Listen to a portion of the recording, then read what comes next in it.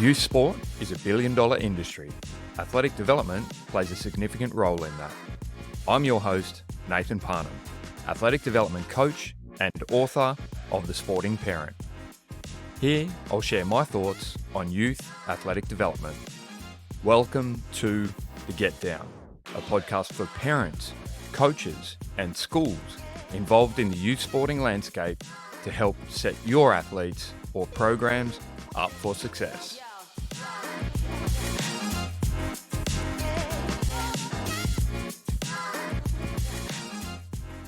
Before we get stuck into today's episode, I just want to give a huge thanks to our platinum sponsor, Play. Play is a global leader in high-performance fit-outs. I've worked with a team at Play for many years now, not only due to the quality of products, but because I fundamentally align with their vision to inspire human performance. From their industry-proven athletic flooring, Icon X racks, to their equipment line, they are a testament to what high performance is all about. Check them out at play.us or on social media to learn more, including our show notes for further information. 1, 2, 3, 4. A big thanks to our guest episode sponsor, GymAware. GymAware is the #1 velocity-based training company in the market. They've been around for over 22 years and are deservingly synonymous with VBT. GymAware Flex, in particular, is greatly desired by high schools due to its modest price point, ease of use with youth athletes, and for me personally, in these environments, it suits multiple purposes, which I've highlighted in episode number 3, the necessity in choosing technology for that reason in the school setting. GymAware has an exclusive offer for listeners of the Get Down podcast, offering 5% off any individual Flex unit using the code GETDOWN5 at checkout. This guest was actually on the interview panel when I applied for my job at Brisbane Grammar School, of which I was extremely fortunate to become a member of. He also made me feel very much at home, giving me the lay of the land in relocating interstate with my young family upon arrival, which I'm very grateful for. A former professional swimmer, having broke numerous national records and clinching multiple national medals, he proudly represented Australia at the senior level. Transitioning seamlessly from athlete to coach, he has become a renowned coach at Brisbane Grammar School. Under his guidance, the school's swimming program has soared to new heights, securing multiple GPS wins and competing at an Olympic level across all age groups from junior to elite. His dedication to excellence continues to inspire generations of swimmers, shaping the future of Australian swimming. This guest is none other than Brisbane Grammar School's head coach, Bobby Jovanovic. Bobby Jovanovic, welcome to the Get Down podcast, mate. Finally, good to get you on here. I know, it's about time, mate. We've been talking about this for a while, so I'm glad to be on, and hopefully we can provide some good insights into what we do at Grammar. Awesome. Really looking forward to it. So we'll kick it off and we'll get the show on the road, so to speak. So throughout our time working together, I've constantly been impressed with your contemporary approach to athletic development. Can you give the listeners some insights into how you view strength and conditioning or athletic development working successfully in a development program, but more specifically in a swimming development program?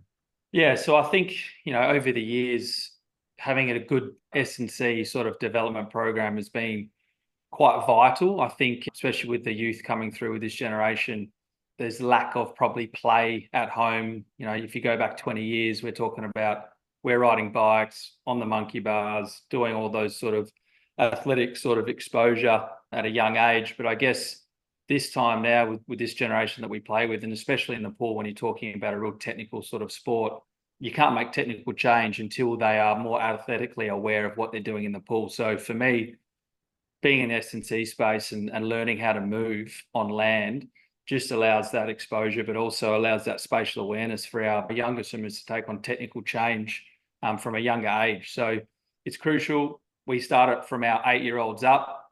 That's not in the gym lifting weights. That's purely having play, constraint-based sort of games, getting out of the sponge pits in the gymnasium, all the little things that just allow our swimmers to be more aware in how they move. And again, we've seen that transfer massively from that space into the pool. Yeah, it's something that really drew me to particularly to the BGS Swim Club, is you were quite passionate from the beginning about making sure that S&C was a formative part of their development, and particularly in those younger years. You've mentioned from 8 years onwards, and that's something that stood out specifically to me. So, have you noticed? And this is obviously you were a competitive swimmer yourself over the years, and then transitioned successfully into the coaching realm. Do you feel that you have seen over the years a shift in how the youth of today move to perhaps maybe, 5 to 10 years ago?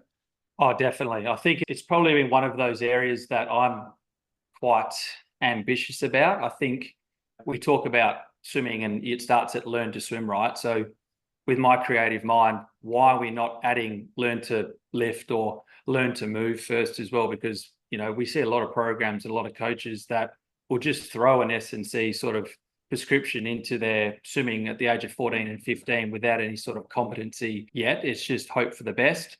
For me, it's allowing our kids to understand how the gym works.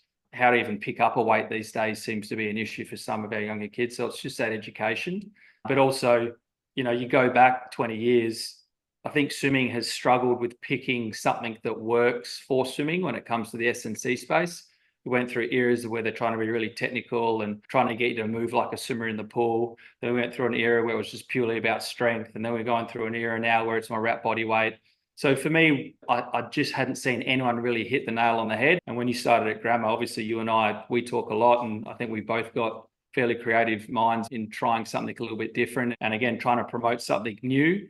And for me, like I said earlier, that this generation, it's full of iPhones and iPads. They're not outside. They're not moving as much as I guess you and I did when we were kids. So it's been really important for me to kind of provide that environment and that exposure on how to move, how to pick something up, how to squat, how to use your core, how to put yourself in different shapes, and understanding how their body works. Because like I said as well earlier, like if we want a technical change in the pool, if they can't move and understand how to get into certain shapes, then what's the point in doing any sort of that technical work? So for me, from a young age, technique is key. It prevents injury. It allows swimmers to understand range in swimming. It's a sport where I'm heavily driven by range over resistance. We're talking about a sport where an event is 30 seconds up to 15 minutes. It's not about punching out 2 or 3 reps at whatever weight they can do. It's a sport where we need to be fairly conditioned and have the ability to get into certain shapes that allow swimmers to be as efficiently as possible.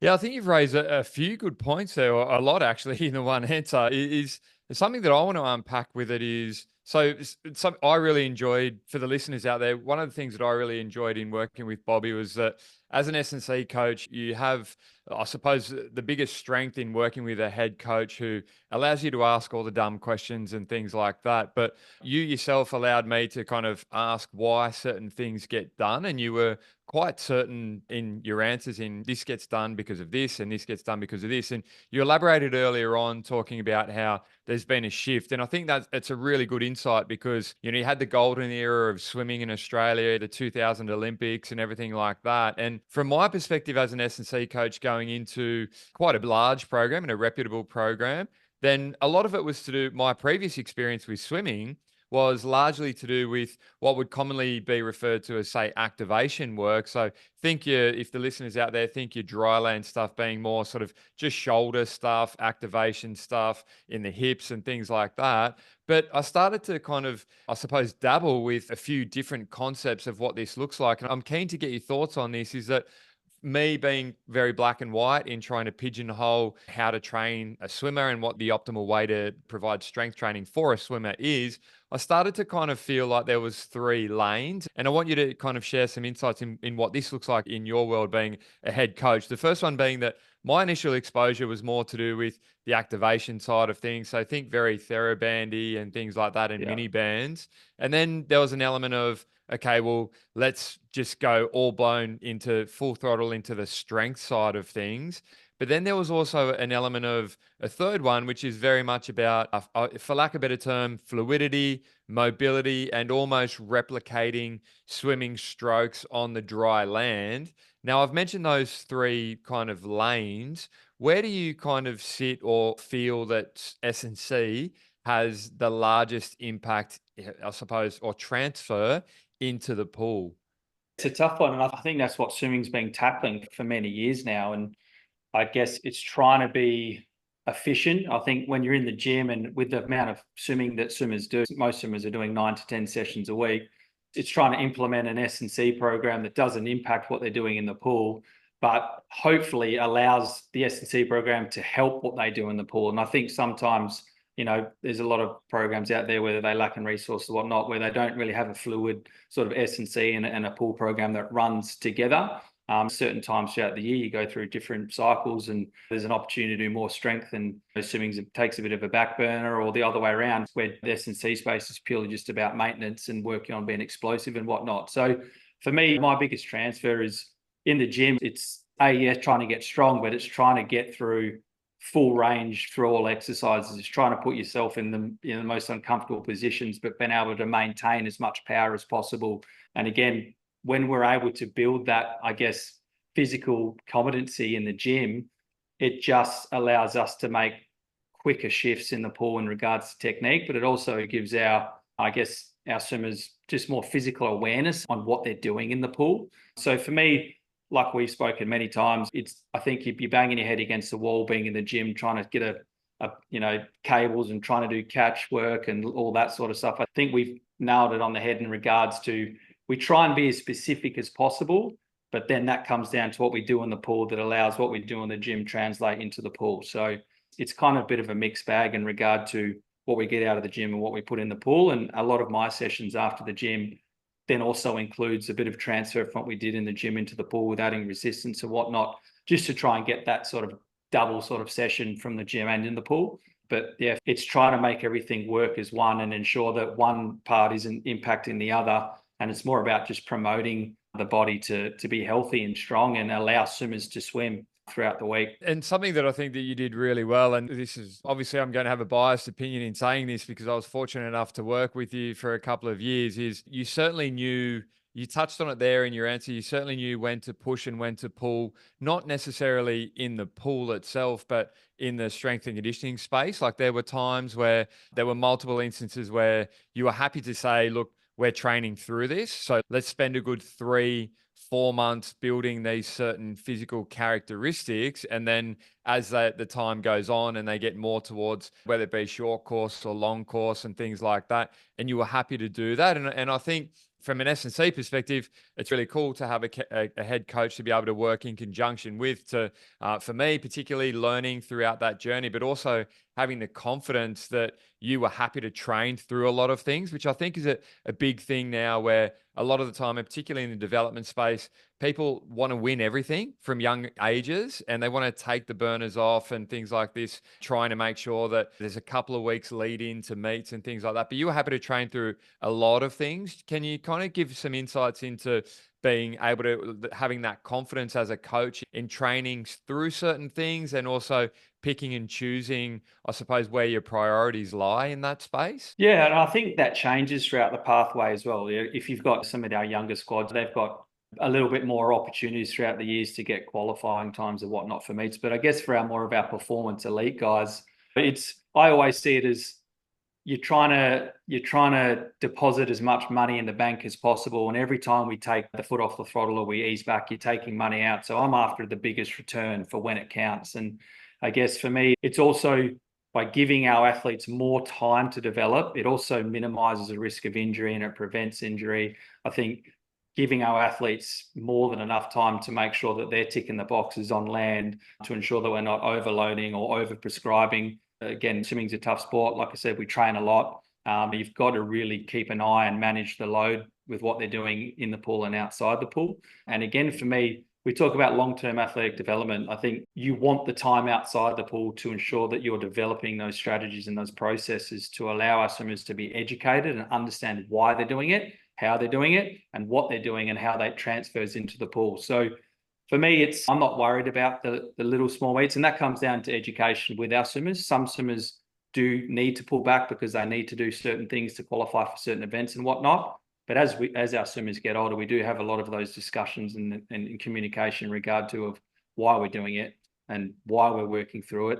but it's also an opportunity to kind of help develop and challenge our swimmers to then challenge us so they are more educated as they get older. So I'm a huge team player, and I'm hugely supportive of you guys at Grammar. And I think we're a great team and we understand what our priorities are. We all prescribe accordingly to ensure that we are ticking the boxes. And I think for me, that's the biggest priority, to ensure that when it's time to get up and compete, our swimmers are ready to do that. Yeah, I think this is a good segue into, I suppose, my next question I've got for you, because you've mentioned this a few times and you've mentioned the phrase, I suppose, or the word long term multiple times. You've kind of alluded to that. And so something that I'm curious about is swimming is one of those year-round sports traditionally, and there's a common acceptance in sporting circles around kids playing, exploring different sports, being a multi-sport approach.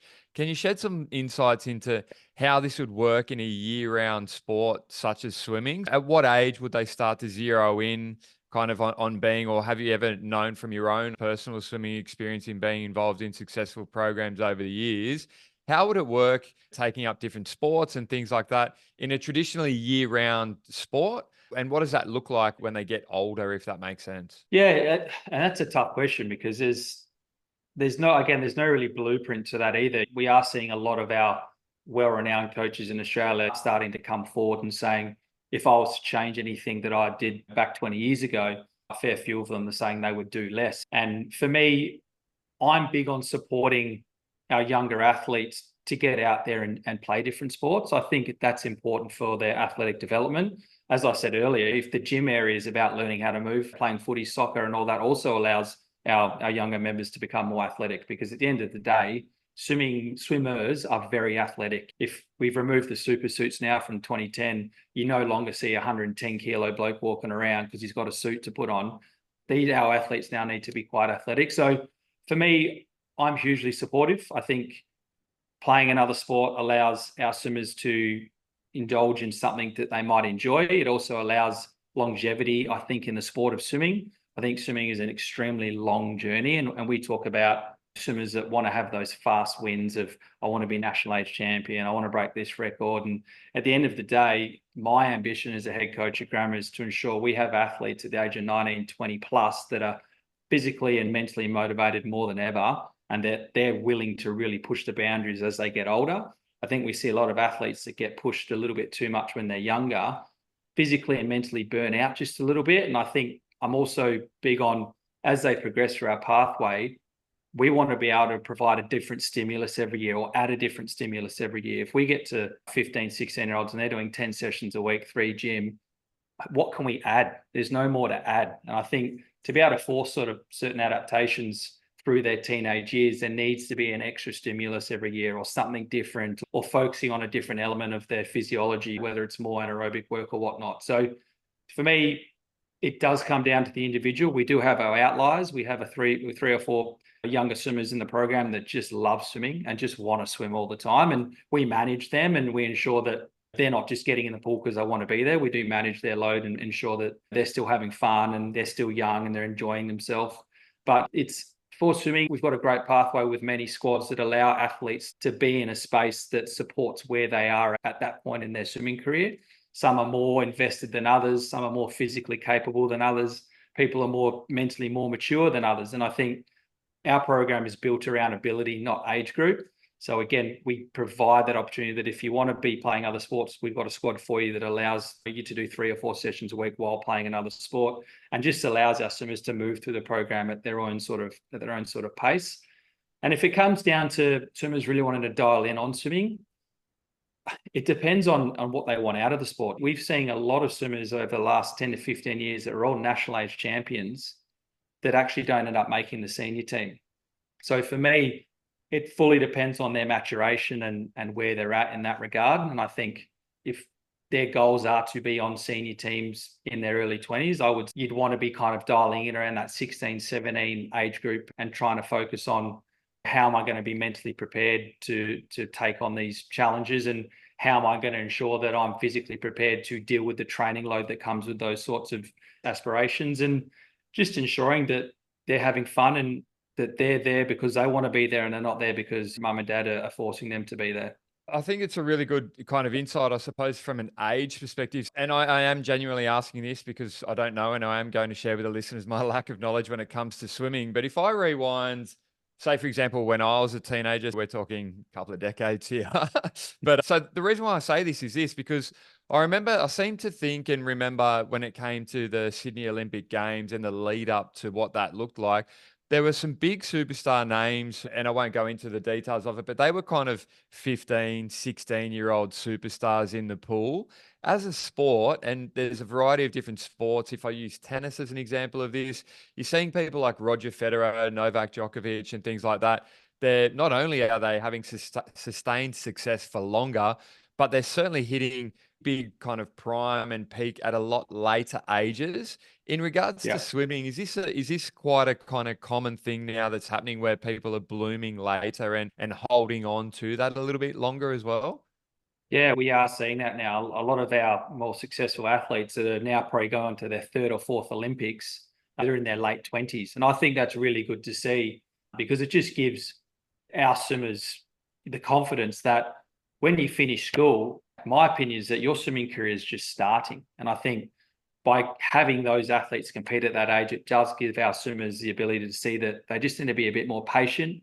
It helps our parents too understand that there's no point in trying to rush a swimming career. I think it's important that they give their child the opportunity to be patient, to be educated, to have fun, to take their time in developing their skills, taking their time in developing their resilience in the pool, and just understand that we haven't seen, some of our older athletes haven't still seen their best swimming yet, and they're past the age of 25 now.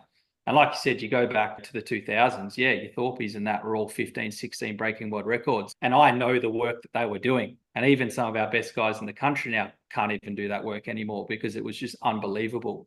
I go back on my teenage years, at the age of 11, 12, 13, I was doing 50, 60K in the pool.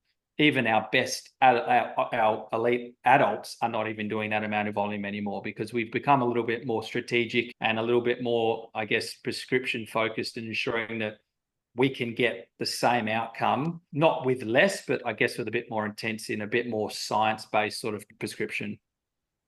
You know, you've highlighted some really good examples there when it comes to a particular sport and the advancement in that sport. And it works both ways. It's the same from a strength and conditioning perspective as well. So we'd like to think that obviously as we evolve, then we've tried different things that may not have worked or we've found more efficient ways in going about it.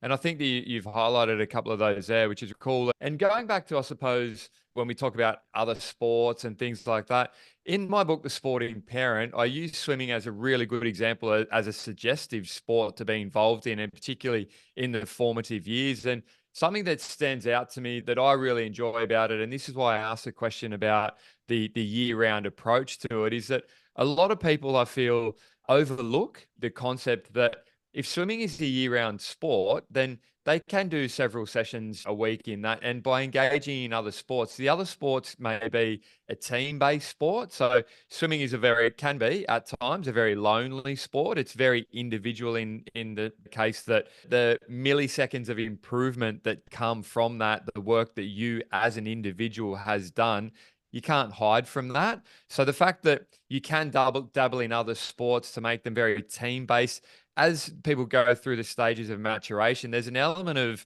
I suppose, psychosocial maturity that comes with that, is learning to engage with peers and other people that are around you. But the beauty of swimming is that you can actually choose other sports that may be hand-eye coordination or kick catch, things like that. And I know you've recently donned the boots and reinvigorated your AFL game. And Yeah, so watch out, Brizzy Lions. the thing that I love about this though is that swimming constantly lurking in the background provides such a phenomenal base level of fitness, while developing athletes can explore other avenues that enhances their kinesthetic awareness with it. And that's something that I think a lot of parents overlook. They think that it's a be all and end all, but the reality of it is that you've got the physical qualities that, are unquestionable when it comes to the swimming side of it from a cardiovascular perspective.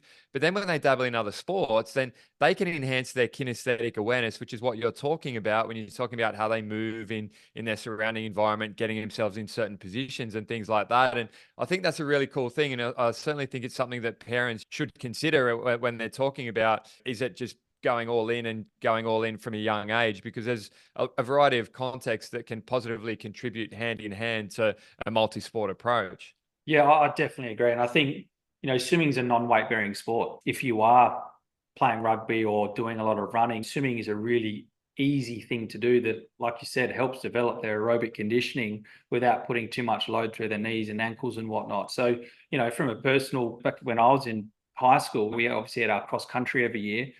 I'd never run. I couldn't run, but when it came to cross country day, I'd be first, second, or third, purely due to the fitness that I got from my swimming. And I think swimming does get looked over too much in that regard because it is such a competitive sport in Queensland. Like Queensland produces the most Olympic swimmers in the world out of any state. So every time we have a kid in the pool, everyone is about, how's my kid going to be the fastest person here? And I think for me, that is an area that I wish we could not discuss as much with our younger athletes. We want them to enjoy the sport first and use this sport to help them become better young athletes with the other sports that they do. And if swimming becomes something that they enjoy doing, then we can discuss those opportunities later on in their swimming careers. But you're 100% correct. And I think swimming, we've had injured athletes that have come from team sports, that rugby and whatnot, that have come in and done a lot of their injury rehabilitation in the pool. And I think it's definitely a sport that can definitely be used, I guess, in a more specific way of developing physiologies and whatnot, instead of just trying to run it all out all the time. I think swimming definitely has a part in that regard to helping athletes develop themselves in the more of an aerobic cardiovascular system area. Yeah, for sure.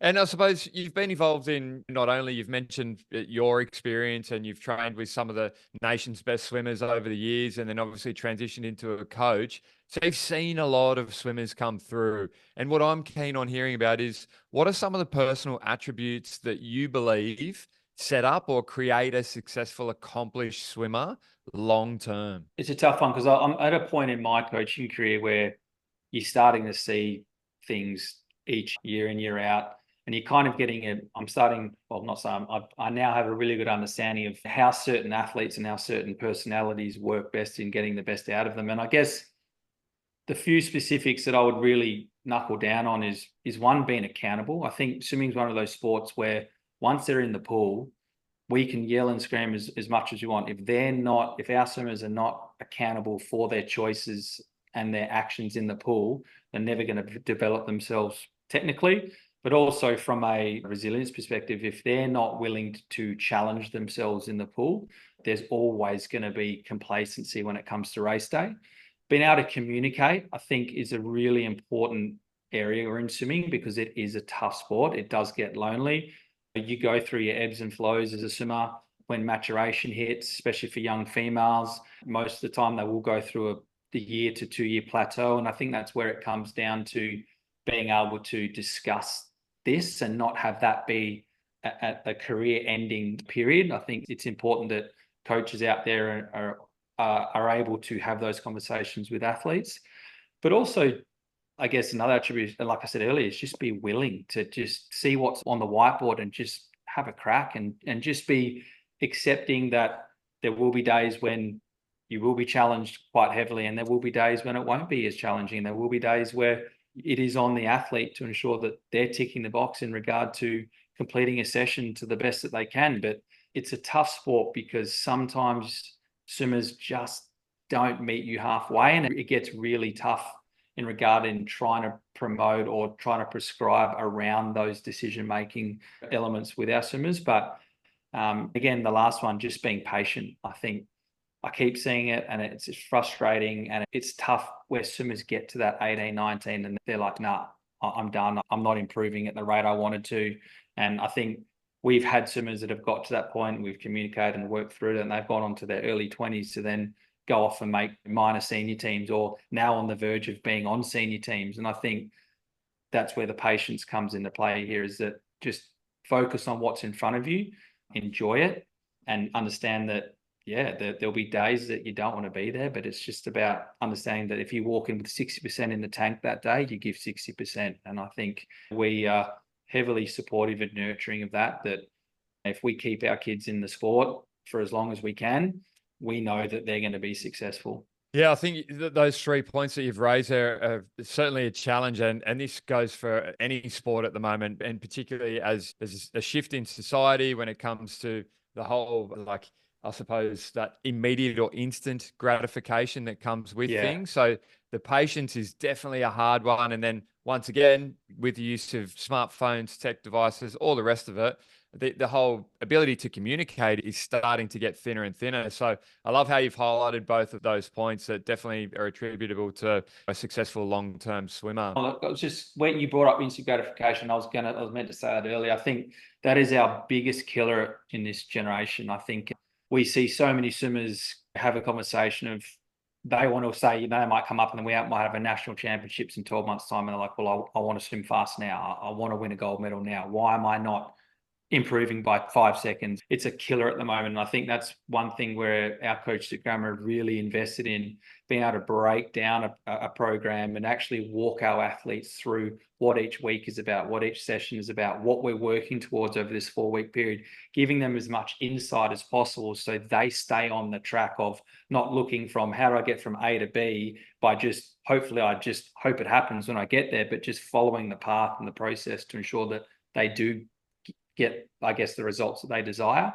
And I think, instant gratification these days is one thing that swimming, I think, is dealing with quite badly at the moment. And I think the more education you can provide, the better, because you go back 15 years, you just did what was on the board throughout fear. If that's what was on today, you just got it done. You didn't worry about what was going to happen in 12 months. But that is one thing we do see a lot these days. And I think that's important to touch on. And I could talk about this for hours, but I think it is something that we do probably need to get out to our parents and our memberships and have them understand that things don't just happen at the click of a fingers in the pool. It does take time. And sometimes, it takes some individuals more time than others, and that's okay. There's nothing wrong in that. So I'm glad you brought that up. And I totally empathize with you guys as swimming coaches, because until you're at the forefront of it, you're talking milliseconds, which is crazy because it can take years for 1, 2, 3 seconds to come off things. And it certainly takes a delayed or a long-term approach to it for sure. But listen, I know you've been up since the early hours of the morning and it's starting to get late in the evening before you've got to get up again in the early hours. So firstly, I just wanted to say thanks, but I also, what we tend to do with the guest episodes is finish with what I refer to as a power round. And in the power round, all I want to do with you is I'm going to say a word or a couple of words, and I want you to you can say the first word that comes into your head, or you can perhaps provide a sentence on what that looks like. So I've got 3 things here for you. The first one coming up. You ready? I'm ready. Let's go. Swimming. Lifelong lessons. Success. Patience. And the final one I've got for you is development pathways. Absolutely critical. Love it. Perfect. Well, Bobby Jovanovic, head coach of Brisbane Grammar School, thank you very much for your time and your presence on the Get Down podcast. Thanks for having me, mate. Good chat. Thank you to GymAware, the #1 velocity-based training company on the market, for bringing you the guest episodes. Don't forget to check out their Flex devices with the link in the show notes, and take advantage of the opportunity exclusive to the Get Down listeners, being 5% off Flex devices using the code GETDOWN5, being the number 5 at checkout. A big thanks once again to our platinum sponsor, the team at Play, for sponsoring the Get Down podcast. Be sure to visit play.us or our show notes for further information.